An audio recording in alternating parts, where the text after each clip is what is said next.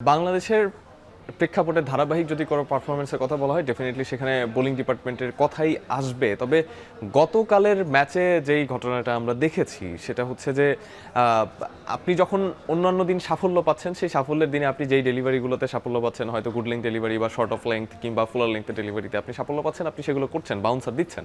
কিন্তু যেই ম্যাচটাতে আপনি সাফল্য পাচ্ছেন না, গতকাল যখন সাহিবজাদা ফারহান কিংবা মাজ সাদাকাতরা উড়ন্ত একটা সূচনা করলেন, মাজ সাদাকাতকে তো ঠেকানোই যাচ্ছিল না এরকম একটা ব্যাপার, সেই সময়ে বাংলাদেশের বোলারদের সবসময় দেখা গেছে যে ইয়র্কার দিতে একটা অনীহা, যেখানে এই বিশ্বকাপেও আমরা দেখেছি যে যেই সময় ভারতীয় বোলাররা কোনো অপশন খুঁজে পাচ্ছিল না সেই সময় তারা ইয়র্কার ট্রাই করেছেন। জসপ্রীত বুমরা তার অন্যতম বড় অস্ত্র সেটা হচ্ছে ইয়র্কার। বাংলাদেশের বোলারদের এত অনাগ্রহ কেন ইয়র্কার দিতে?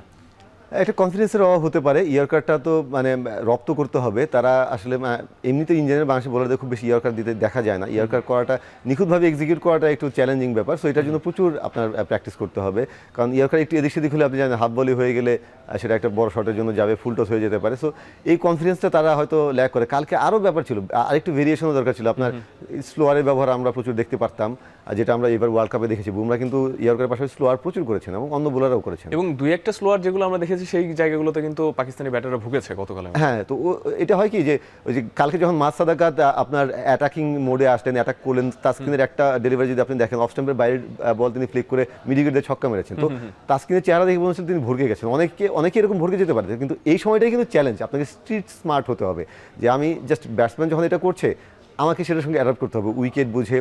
তখন আমাকে পরিকল্পনাটা ইনস্ট্যান্ট মাঠের মধ্যে চেঞ্জ করতে হবে। ঠিক আছে, ব্যাটসম্যানের ইন্টেনশন বুঝে আমি কী করা উচিত, একটু ভেরিয়েশনটা বাড়ালাম, আমি হয়তো তাকে তার রেঞ্জের বাইরে বলটা রাখলাম, হ্যাঁ তার আওতার বাইরে রাখলাম, স্লোয়ার দিলাম, একটু মিক্স আপ করলাম, স্লোয়ার বাউন্সার, জেনুইন বাউন্সার, এসব দিয়ে। সো মিক্স আপটা কালকে দেখিনি। এগুলো কিন্তু আমাদের বোলিং অ্যাটাক ঠিক আছে ব্যাটসম্যানদের তুলনায় অনেক ভালো, কিন্তু এই জিনিসগুলো আসলে শিখতে হবে, রপ্ত করতে হবে।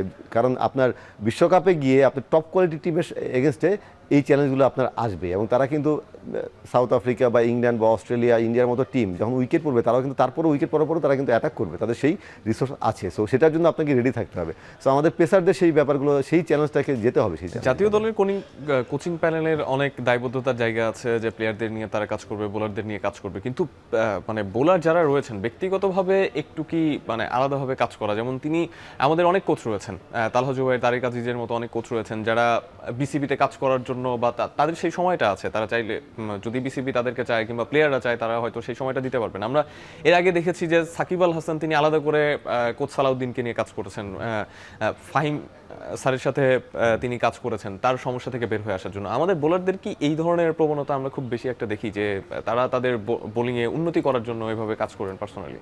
হ্যাঁ, এটা খুবই জরুরি, স্পেশালি যখন অফ সিজন থাকে বা সিরিজ থাকে না। এমনি সিরিজ চলার সময় তো আসলে নিবিড়ভাবে ছোটোখাটো ব্যাপার নিয়ে কাজ করা মুশকিল, তখন আসলে বেসিক প্ল্যানগুলোর দিকেই থাকে।